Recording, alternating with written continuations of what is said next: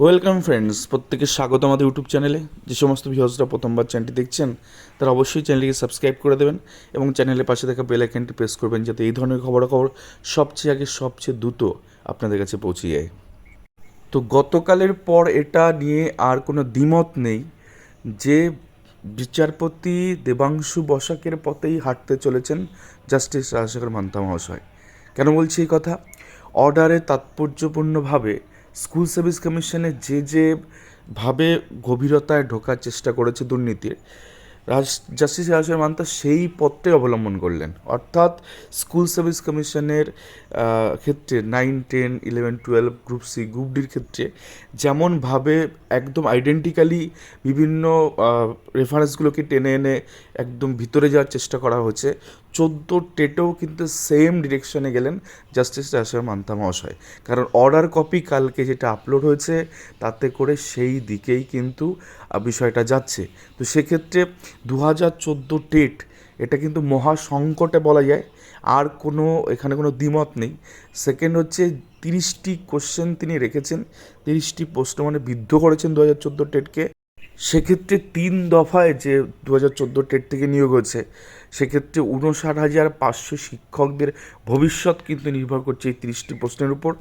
উত্তীর্ণ অনুত্তীর্ণ এই নিয়ে কিন্তু একটি বড় প্রশ্ন তুলে দিলেন বিচারপতি রাজশেখর মান্তা মহাশয়।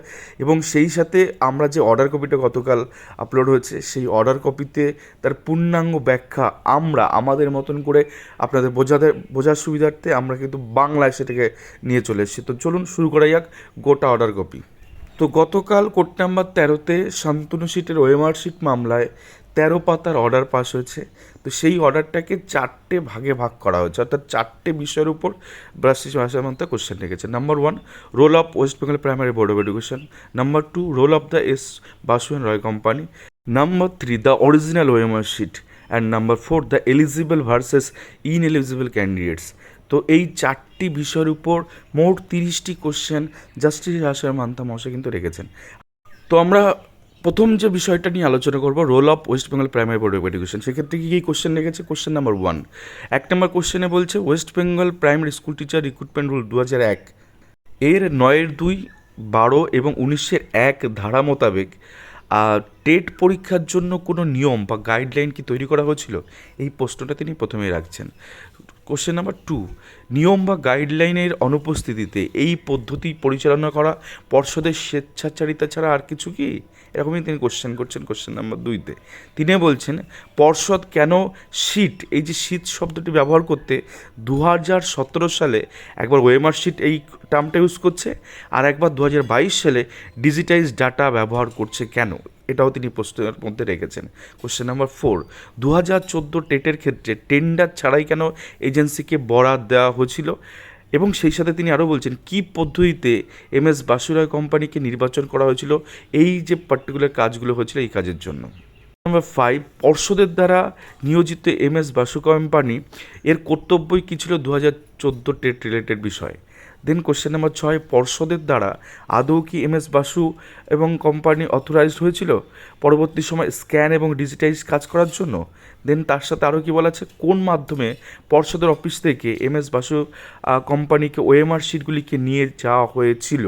কোশ্চেন নাম্বার 7, পর্ষদের অবস্থান কি যেখানে সিবিআই বলছে একটি গভীর ষড়যন্ত্র করেছেন পর্ষদ সভাপতি মানিক ভট্টাচার্য, গৌতম মুখার্জি, পার্থ সেন, যারা কিনা অংশীদার ছিলেন, মৃত অশোক কুমার মাঝি, কৌশিক মাঝি, অমরনাথ মাঝি যারা কর্মচারী ছিলেন, এবং রাহুল কেশরী যিনি সেই বালাসরে RKJV এন্টারপ্রাইজে এঙ্গেজ করেছিল এই বাসুরায় কোম্পানি দ্বারা, যারা কিনা ওএমআর অরিজিনাল কপি নষ্ট যারা করেছিল।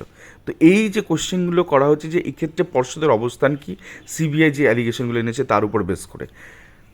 এবার আমরা চলে আসবো রোল অফ এস বাসুরা কোম্পানিকে নিয়ে কী কী প্রশ্ন রেখেছেন জাস্টিস রাজশেখর মান্তা মহাশয়। তো 1 নম্বর কোশ্চেন হিসেবে তিনি বলছেন বসু কোম্পানির যে গৌতম ভট্টাচার্য কেন প্রার্থীদের তালিকা পর্ষদের ইমেলে না পাঠিয়ে মানিক ভট্টাচার্যের ব্যক্তিগত ইমেলে পাঠিয়েছিল? নাম্বার 2, বসু কোম্পানির প্রার্থীদের আসল ওএমআর কপি হস্তান্তর করতে পর্ষদকে কি বলা হয়েছিল? নাম্বার 3, বসু কোম্পানি অন্য কোনো কোম্পানিকে যুক্ত করেছিল, অন্য কোন কোম্পানিকে যুক্ত করেছিল ওএমআর স্ক্যানিং এবং ওএমআর ডিজিটাইজ করার জন্য? নাম্বার 4, বসু কোম্পানি কি নিম্নলিখিত সাধারণ প্রক্রিয়াগুলি মেনে চলেছিল? নাম্বার 1, ওএমআর টেমপ্লেট তৈরির সাথে সঠিক অ্যান্সার কী কী এর সাথে ছিল? দেন নাম্বার বিতে বলা আছে স্যাম্পল শিট, যেটা কিনা অ্যান্সার শিটের সাথে কি স্যাম্পল শিট একটা রেডি করা তৈরি হয়েছিল? নাম্বার সিতে বলছে স্ক্যান, যে ওএমআর শিট উইথ টেমপ্লেট, যে স্ক্যান করা ওএমআর শিট যেটা টেমপ্লেটের সাথে এবং ওএমআর মিরর ইমেজ কি রাখা হয়েছিল, তো এই সাধারণ প্রক্রিয়াগুলো কি বসু কোম্পানি করেছিল? দেন 5 নম্বরে বসু কোম্পানি প্রতিটা প্রার্থীর ওএমআর থেকে মিরর ইমেজ কি রেখেছিলেন? নাম্বার 6, পর্ষদে দেওয়া ডিজিটাইজ ডাটা কি বসু কোম্পানি সাপ্লাই করেছিল? নাম্বার 7, উপরিউক্ত তথ্যগুলি অনুপস্থিতিতে, এগুলো যদি অনুপস্থিত হয় সেক্ষেত্রে ডিজিটাইজ ডাটা যেটা পর্ষদ দিয়েছিল তা এভিডেন্স অ্যাক্ট মোতাবেক এটা কিন্তু সেকেন্ডারি ডাটা হিসেবে কিন্তু মান্যতা পাচ্ছে, এবং সেক্ষেত্রে এসসি মানে সুপ্রিম কোর্টের অর্জুন পণ্ডিত রাও গতকার কেস যেটা 2020 সালে মেনশন হয়েছিল, সেটা 7 SCC পেজে কিন্তু এটা উল্লেখ রয়েছে। তো সেক্ষেত্রে এগুলো কিন্তু সেকেন্ডারি ডাটা হিসেবে কিন্তু মান্যতা পাবে কোর্টের কাছে। তো এইরকমই কিন্তু রোল অফ এস বাসুরা কোম্পানি থেকে 7টি কোশ্চেন রাজশাহী মান্তা স্যার রেখেছেন। চলে আসবো তার পরের বিষয়, দ্য অরিজিনাল ওএমআর শিট। তো এখান থেকে তিনি কী কী কোশ্চেন রেখেছেন, একাধিক কোশ্চেন এখানে রেখেছেন। নাম্বার 1, 17/11/2015 সালের 15 সালে পর্ষদের যে রেজুলেশনে স্থির করা হয় 16/9/2016 থেকে 9/11/2016 পর্যন্ত প্রতিটি প্রার্থীকে ওএমআর শিট প্রতিলিপি প্রদান করা হবে, মানে যারা ওএমআর শিট স্ক্যান কপি দেওয়া হবে যারা আবেদন করবে এই সার্টেন টাইমের মধ্যে। এক্ষেত্রে ওএমআর শিটের সংখ্যা প্রায় 12.96 লক্ষ। তো সবাইকে কি দেওয়া হবে এরকম একটা প্রশ্ন তিনি করেন। দেন 2 নম্বরে হেমন্ত চক্রবর্তী নামে এক প্রার্থী 2017 সালে ওএমআর শিট তাকে দেওয়া হয়, মানে আইটিআইয়ের মাধ্যমে তিনি পান, যা roll number such and such. Lakh lakh ওএমআরের মধ্যে একজনের ওএমআর খুঁজে পাওয়াতে অসম্ভব ব্যাপার, এটা বিচারপতি তার জন্য মন্তব্য করছেন। নাম্বার 3, সিবিআই রিপোর্ট মোতাবেক বসু কোম্পানিকে পর্ষদ 8,000 ওএমআর শিট সাপ্লাই করেছে। 12.5 লক্ষ ওএমআরের মধ্যে 8,000 ওএমআর শিট প্রদান করা অসম্ভব যদি স্ক্যান কপি না থাকে, তো আর সেক্ষেত্রে স্ক্যান কপি নেই এমন ধারণা করা হচ্ছে। দেন তারপরে চলে আসি 5,830 জন প্রার্থী, 4 নম্বর কোশ্চেনে 5,830 জন প্রার্থী যারা বাংলাতে 1 নম্বর কম পান, পরে মানিক ভট্টাচার্য তাদেরকে গ্রেস দিয়ে তাদেরকে অ্যাপয়েন্টমেন্ট মানে তাদেরকে নিয়োগপত্র সেখানে দেন। তো এই যে সেখানে ওএমআর স্ক্যান কপি না থাকলে এইগুলো কিন্তু ট্রেস করা অসম্ভব, এমনই কিন্তু মন্তব্য করেছেন জাস্টিস রাজশাহী মহাশয়। পরের কোশ্চেনে চলে আসি 752 জনকে পর্ষদ উইথহেল্ড দেখিয়েছিল এবং এদের মধ্যে 352 জনকে নিয়োগ করা হয়েছিল। তো এটিও কিন্তু ওএমআর স্ক্যান কপি না থাকলে এর মধ্যে আইডেন্টিফিকেশন করা অসম্ভব। নাম্বার 6, সমস্ত স্ক্যান হয়েছে এডিএফ স্ক্যানারে এবং এই স্ক্যানার এবং উত্তরপত্রে দেওয়া সমস্ত প্রার্থীর ওএমআরের মিরর ইমেজ ধরে রাখতে সক্ষম। এই এডিএফ স্ক্যানার এর ডাটা কৌশিক মাঝি নষ্ট করেছেন, এমনই তাজ্জব মন্তব্য করেছেন বিচারপতি রাজশাহী মান্তা। এগুলো অ্যাজ পার সিবিআই রিপোর্টের উপর কিন্তু তিনি এই ধরনের বিষয়গুলো কিন্তু তিনি উল্লেখ করেছেন অর্ডার কপিতে। দেন সেই সাথে 7 নম্বর কোশ্চেন, বসু কোম্পানির কাছে রয়েছে সিকিউনিক স্ক্যানার দ্বারা মিরর ইমেজ ডাটা যেটা কিনা মানে মিরর ইমেজ থেকে যে ডাটাটা তারা পেয়েছিল বসু কোম্পানির কাছে সেটা আছে এবং সেটা এডিটেবল এবং ম্যানিপুলেটেড করা যাবে, সেটা ম্যানিপুলেশন করা সম্ভব, সেই ডাটাই কিন্তু এখন বসুরা কোম্পানির কাছে আছে। দেন 8 নম্বর কোশ্চেন করছে কে নির্দেশ দিয়েছিল বসু কোম্পানিকে এডিএফ স্ক্যানারে থাকা ডাটাগুলিকে নষ্ট করতে? 9 নম্বর কোশ্চেনে তিনি বলছেন বসু কোম্পানির কি কোনো অথরিটি ছিল যেখানে আরেকটি যে সংস্থা যারা ওএমআর শিটকে নষ্ট করেছিল RKGB কোম্পানি যুক্ত করা হয় ওএমআর নষ্ট করার জন্য, তো তাদের কি অথরাইজেশন ছিল আরেকটা অথরিটিকে নিয়োগ করার জন্য, তাদের কি সেই অথরিটিটা ছিল? এটা তিনি কোশ্চেন করছেন। পরের কোশ্চেনে চলে আসি যে 10 নম্বরে অরিজিনাল ওএমআর নষ্ট না করা পর্ষদের একটি কর্তব্য ছিল, এটা কখনোই হস্তান্তর করা যায় না অন্য কোনো কোম্পানিকে, এমনই 10 নম্বর এমনই কোশ্চেন তিনি রেখেছেন। 11 নম্বর কোশ্চেন, বসু কোম্পানি এবং পর্ষদের মধ্যে কি কোনো বিতর্ক হয়েছিল এটা নিয়ে যে RKGB যেভাবে ওএমআর নষ্ট করছিল সেটা নিয়ে? কোশ্চেন নাম্বার 12, কেন বসু কোম্পানি পর্ষদকে অরিজিনাল ওএমআর স্ক্যান কপি দেয়নি, আর পর্ষদ কেন সেটা চাইলো না বসু কোম্পানির থেকে? পর্ষদ কেন ডিজিটাইজ ডাটাকে সন্তুষ্ট থেকে পর্ষদ কেন ডিজিটাইজ ডাটাতে সন্তুষ্ট থেকে গেল, এমনই মন্তব্য করছেন বা এমনই কোশ্চেন করছেন এই the role of OMR sheet related বিষয় নিয়ে বিচারপতি রাজশাহী মান্তা। নাম্বার 13, সিবিআইয়ের পাশাপাশি অন্য কোনো এজেন্সি থেকে যুক্ত করা হবে যাতে এডিএফ স্ক্যানার এবং ক্যাপচার এবং এই যে ডাটাগুলো যেগুলো রিট্রিভ করা সম্ভব, তো সেক্ষেত্রে রাজশাহী মান্তা বলছেন যে সিবিআইয়ের পাশাপাশি কি আরও কোনো স্পেশাল এজেন্সিকে এঙ্গেজ করা হবে? তো এরকমই কোশ্চেন তিনি কিন্তু রেখেছেন। এবার আমরা চলে আসি the eligible versus ineligible candidate, কারণ এটা খুব গুরুত্বপূর্ণ, কারণ এইখানে সমস্ত রাশিয়ার নির্যাসটা এখানে ঠেকছে। তো সেক্ষেত্রে 1 নম্বর কোশ্চেনে তিনি বলেছেন ফেক ওয়েবসাইট, যেটা www.wpresult.com, এই ওয়েবসাইট থেকে টাকার বিনিময়ে চাকরি হয়েছিল।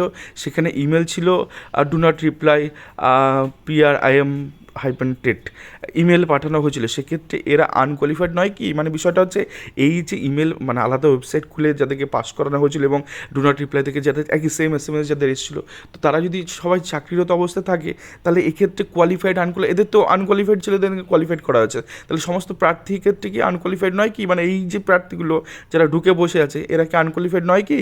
এমনই প্রশ্ন করছেন জাস্টিস মান্তা।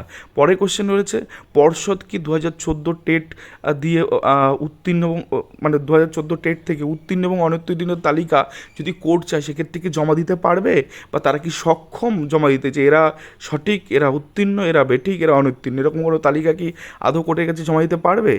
নাম্বার 3, CBIয়ের প্রাথমিক রিপোর্ট থেকে বোঝা যাচ্ছে বেনিয়ম 2014 টেট প্রক্রিয়া নিয়ে হয়েছে, যেখানে কিনা উত্তীর্ণ এবং অনুত্তীর্ণ পৃথক করা মুশকিল।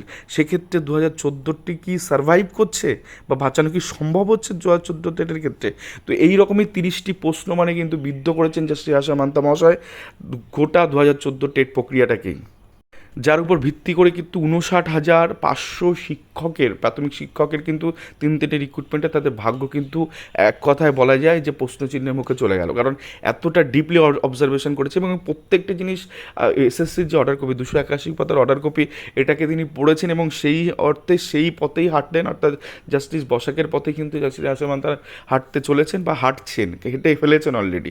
তো সেক্ষেত্রে TRSC দীর্ঘদিন প্রাথমিকের সঙ্গে যুক্ত রয়েছে, প্রাথমিক বিভিন্ন একাধিক মামলা সংক্রান্ত বিষয়, এবং 5% অ্যাডিশনাল পেমেন্ট সহ একাধিক বিষয়ে এই বাসু কোম্পানি, CBI দেন এই ইনভেস্টিগেশনে কোথাও না কোথাও গিয়ে অনেকটা কাছাকাছি হেল্প করেছে। তো সেক্ষেত্রে 2014 টেট যদি না বাঁচে, তাহলে এই TRSC এত বড় লড়াই, যেটাতে বঞ্চিতদের এতটা লড়াই, এতদিন ধরে মাঠে ময়দানে খাটা, জেল খাটা, ধর্নামঞ্চ চালানো, কোর্টে কেস করা, এত ইনভেস্টমেন্ট, তো এগুলো কিন্তু 14 টেট না থাকলে কিন্তু কিছুই বেঁচে থাকবে না। তো 2014 টেটকে নিয়ে TRSC একটা খুব দ্রুত একটা পথ অবলম্বন করতে চলেছে, এবং সেক্ষেত্রে সকল টেট পাস বঞ্চিত এবং ইন সার্ভিসদের কিন্তু ডাক দিতে চলেছে TRSC, যাতে করে এই যে 4 সপ্তাহের মধ্যে যারা পার্টি হচ্ছেন, বিবাদী পক্ষে যারা ঢুকেছেন মামলার ক্ষেত্রে ক্যারিং অ্যাপ্লিকেশন করে এটাকে আটকানোর জন্য, তো সেক্ষেত্রে এই 30টি প্রশ্নের যথাযথ উত্তর কী হবে, অন্তত অ্যাডভোকেটদের কাছে এগুলো পৌঁছে দিতে গেলে ইন সার্ভিস টিচার এবং 2014 টেট পাস সমস্ত প্রার্থীকে একসাথে বসে একটা কিন্তু বড় বৈঠক, কিন্তু মহা বৈঠক কিন্তু করে নিতে হবে, এবং সেক্ষেত্রে এই প্রশ্নগুলোর সমাধান কিন্তু বের করে নিয়ে আসতে হবে, যাতে করে 2014 টেট বাঁচানো সম্ভব হয়। ধন্যবাদ সকলকে, এই ছিল আজকে ভিডিও।